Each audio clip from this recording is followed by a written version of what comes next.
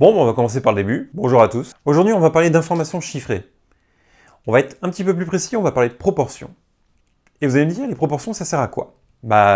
Tout simplement à comparer deux choses avec des valeurs comparables.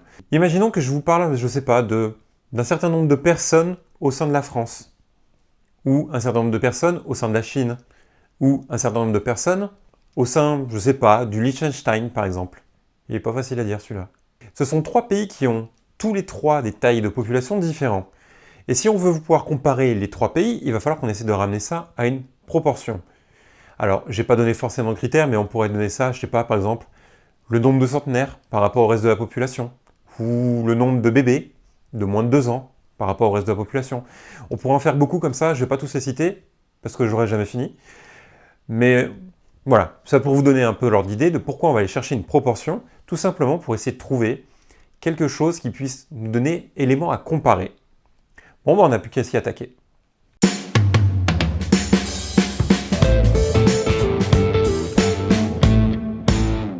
Dans un premier temps, on va chercher à calculer la proportion d'une sous-population. C'est-à-dire qu'on a une première population, comme par exemple la France, et puis après, on va aller chercher une sous-population, par exemple les habitants de Nîmes. Quelle est la part de la population nîmoise par rapport à la population française? C'est une proportion et qui peut donner élément à comparaison avec peut-être une autre grande ville d'un autre pays ou même du même pays, pourquoi pas. Pour ça, pour le calculer, on a une petite formule. La formule, c'est P est égal à petit n sur grand N. Petit n pour effectif de la sous-population, par exemple la ville de Nîmes, et grand N, effectif total, par exemple la population française. P, c'est la proportion. C'est ce que l'on va chercher à calculer. Petit n, c'est l'effectif de la sous-population. Par exemple, dans l'exemple que j'ai donné, ça donnerait la population de Nîmes. Et grand N, c'est la population totale. La population totale, par exemple, de la France. Quelques petites remarques sur cette formule. Une proportion est toujours comprise entre 0 et 1. 0 en mathématiques, ça veut dire rien. Et on ne peut pas faire moins que rien. Donc du coup, on ne peut pas être inférieur à 0. Et 1 en mathématiques, ça veut dire tout. Et on ne peut pas faire plus que tout. Donc, le maximum sera 1. Autrement dit, on va être compris entre 0 et 100% parce qu'on l'exprime très souvent en pourcentage. Généralement, ça parle un peu plus. Et autre petite précision, quand on veut calculer une proportion de P%, c'est tout simplement que l'on multiplie par P sur 100. Pourcentage, pourcent, veut dire divisé par 100. Ça vient de là le mot, tout simplement.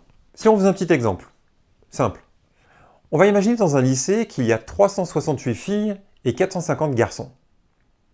Et moi, j'aimerais connaître la proportion de filles dans l'établissement. On va donc sortir notre petite formule. P est égal à n, petit n sur n, grand N. Et le petit p va nous donner la proportion de filles dans l'établissement. Petit n, on le sait, c'est la population, la sous-population de filles. En l'occurrence ici, c'est 368. Mais quel en est-il pour le grand N? Moi, je veux toute la population du lycée. On serait très vite tenté de dire, je vais diviser 368 par 450, alors que non. 450, ce sont seulement les garçons, moi je veux vraiment tout le monde, c'est-à-dire aussi bien les filles que les garçons. Donc, 368 plus 450 est égal à 818. Petit piège, pas très compliqué, mais il faut y penser. Si on fait le calcul, on va donc avoir 368 divisé par 818, ce qui nous fait environ 0,45. Alors j'ai arrondi pour ne pas avoir toutes les virgules, et environ 45%. Donc dans l'établissement dans lequel je suis en train d'imaginer ce qu'est cette proportionnalité, on peut dire que 45% des élèves sont des filles. Donc ici, on a tout simplement calculé, déterminé une proportion. Mais comment on peut l'appliquer? Imaginez que maintenant je vous dis, dans l'autre sens, qu'il y a 818 élèves dans l'établissement et que 45% sont des filles. Comment retrouver la bonne valeur? Pour cela, devinez quoi? Il y a une formule. Et cette formule, c'est exactement la même. On l'a juste remaniée, histoire d'isoler cette fois-ci non plus P, la proportion, mais petit n, autrement dit, l'effectif de la sous-population. Toujours pareil, P est égal à la proportion, petit n est l'effectif de la sous-population, et grand N est égal à l'effectif total. On va faire un exemple? Cette fois-ci, j'imagine une classe. C'est plus l'établissement complet, c'est seulement la classe. Et dans cette classe, il y a 35 élèves. Et parmi ces 35 élèves, il y en a 80% qui vont à la cantine. Autrement dit, qui sont demi-pensionnaires. Le calcul, on va prendre notre fameuse formule. N est égal à P fois N. Et ici, P est égal à 80%. Alors, j'ai écrit 85, hein, mais c'est 80. J'ai fait une bêtise. Donc P est égal à 80%, autrement dit 0,80. Grand N, lui, il est égal à 35. On a dit qu'il y avait 35 élèves dans la classe. Donc si j'applique, je fais donc 0,80 fois 35, et je tombe sur 28. On a donc 28 élèves qui sont demi-pensionnaires et donc qui mangent à la cantine. C'en est tout pour les proportions, on va dire simples. On n'a qu'une à appliquer. Là, ici, c'est encore relativement facile. Vous allez voir que des fois, on va pouvoir appliquer plusieurs fois les proportions. On va appeler ça les proportions échelonnées.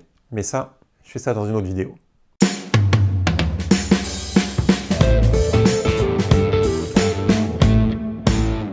On peut dire que 45% des élèves, on peut dire que 45% des élèves sont des élèves.